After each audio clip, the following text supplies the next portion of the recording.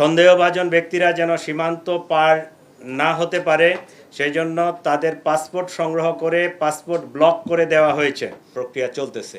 যাদেরকে আমরা ওইরকম খুব হাই থ্রেট মনে করতেছি তাদেরকে আমরা পার্সোনাল সিকিউরিটি দিব, আর ইন্ডিভিজুয়ালি এইভাবে সিকিউরিটি দেওয়া যাবে না। এটা ওভারঅল সিকিউরিটির সিস্টেমটাকে ডেভেলপ করে আমরা এই সিকিউরিটিটাকে আরও এনহ্যান্স করার চেষ্টা করতেছি।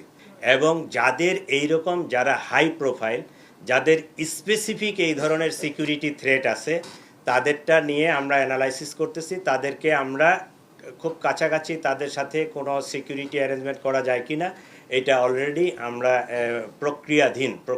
দুপুর আনুমানিক 2টা 25 সময় রাজধানীর পল্টন এলাকার বক্স কালভার্ট ডিআর টাওয়ারের সামনে মোটরসাইকেল আরোহী কতিপয় দুর্বৃত্ত ইনকিলাব মঞ্চের মুখপাত্র জনাব উসমান হাদির উপর ন্যাক্কারজনক হামলা চালায়। এতে তিনি গুরুতর আহত হয়ে বর্তমানে রাজধানীর একটি বেসরকারি হাসপাতালে চিকিৎসাধীন রয়েছেন। উক্ত ঘটনার পরপরই ঢাকা মেট্রোপলিটন পুলিশ হামলাকারীদের গ্রেফতারের জোর প্রচেষ্টা চালিয়ে যাচ্ছে।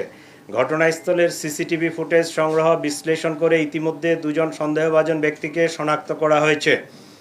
এরা হলো ফয়সাল করিম মাসুদ আর আরেকজন ছিল মোহাম্মদ আলমগীর শেখ।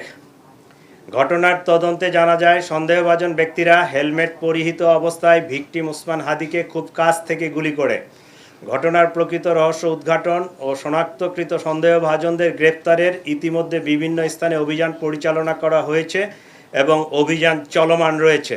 সন্দেহভাজন ব্যক্তিরা যেন সীমান্ত পার না হতে পারে সেই জন্য তাদের পাসপোর্ট সংগ্রহ করে পাসপোর্ট ব্লক করে দেওয়া হয়েছে।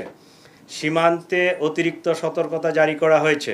এছাড়াও সন্দেহভাজন ব্যক্তিদেরকে গ্রেফতারের সহযোগিতার জন্য গণপ্রজাতন্ত্রী বাংলাদেশ সরকারের পক্ষ থেকে 50 লাখ টাকা পুরস্কার ঘোষণা করা হয়েছে।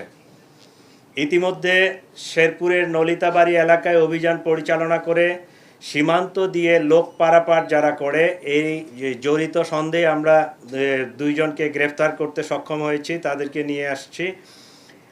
আর র্যাব মোটর সাইকেলের যে মালিক মনে করছে এরকম একজনকে র্যাব আটক করে আমাদের হাতে সুপুর্দ করেছে।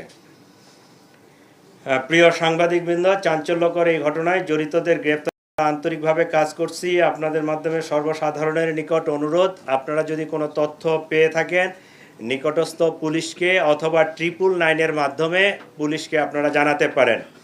আপনারা আরও জানবেন যে সেই অপারেশনের দিনে যে মোটরসাইকেলটি ব্যবহৃত হয়েছিল এটাও আমরা উদ্ধার করতে সক্ষম হয়েছি।